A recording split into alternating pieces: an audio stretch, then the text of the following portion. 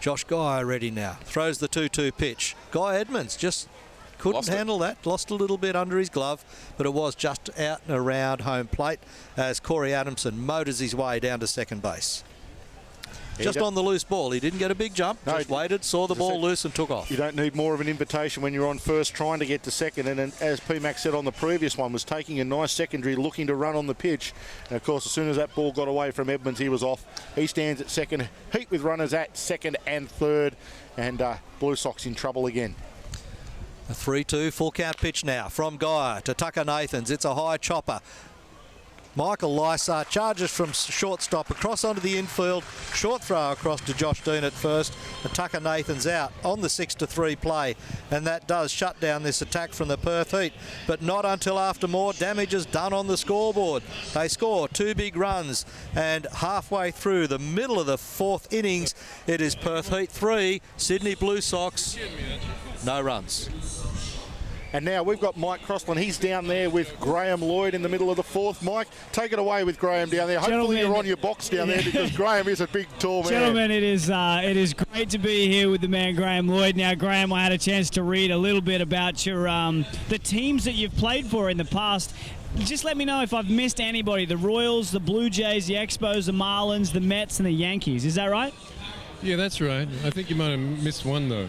Okay. I don't know. You got Montreal there, Expos? Did you get? Oh, okay, there's 7 of them. That's outstanding, mate. And you won 2 World Series, but you're a Victorian boy. What does it mean for you to be back here in Australia? Oh, it's great to be back here. You know, this is the 5th year I've done the pitching coach job for the Perth Heat, and we're having some fun and.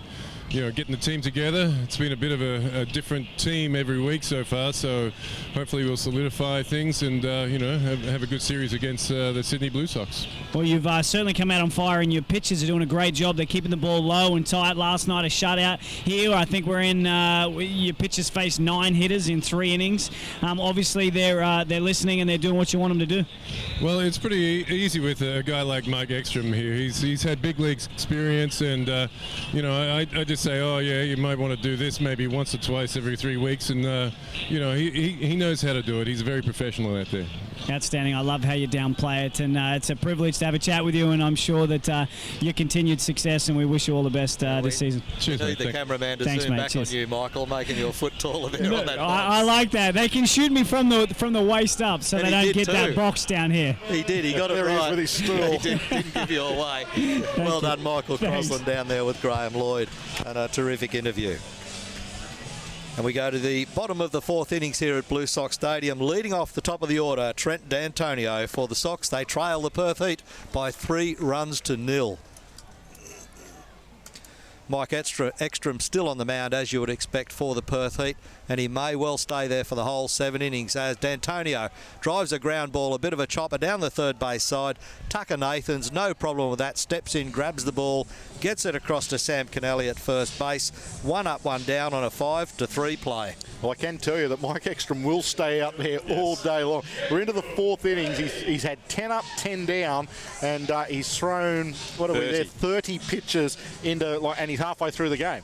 Unbelievable. So he will be there as long as Stephen Fish and Graham Lloyd want him to be out there, and as long as the Blue Sox don't mount any serious attack on his pitching credentials.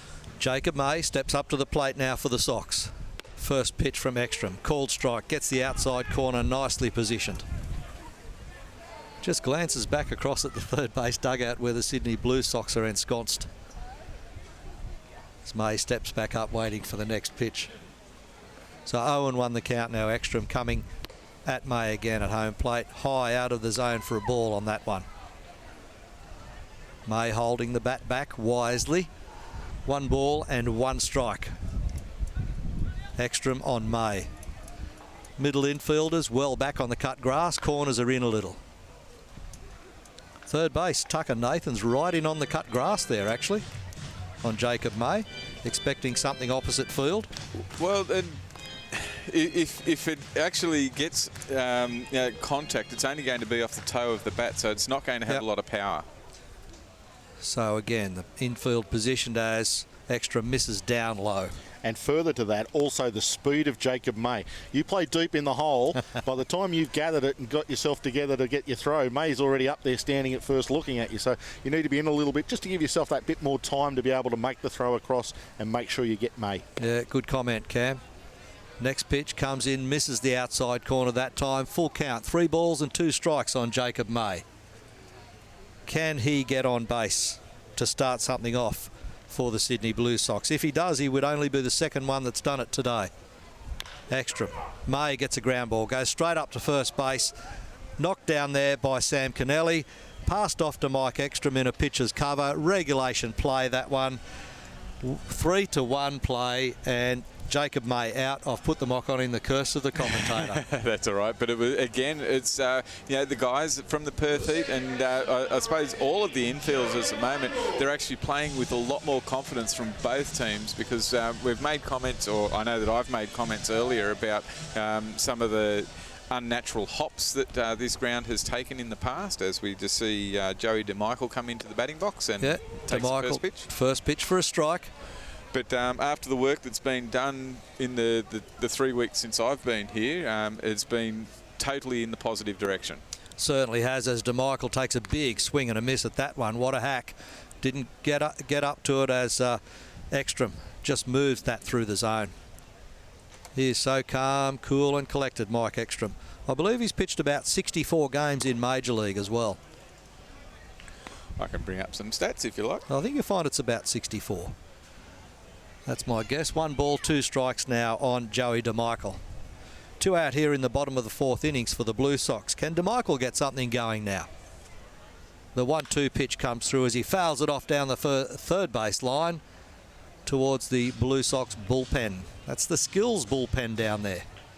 Great products available from Red Stitches baseball and softball supplies up there at Waitara. They sell Skills equipment. Good teaching aids for young baseballers. DeMichael now. 1-2 pitch. Called strike now. DeMichael lets that one go through on a called strike. Ekstrom just blew it past him there. 3 up, 3 down. The Sydney Blue Sox through 4 innings. They've only been able to put up 12 batters through 4 innings. 3 up, 3 down in each innings. So after 4 completed innings, it is the Perth Heat 3 leading the Sydney Blue Sox. No runs.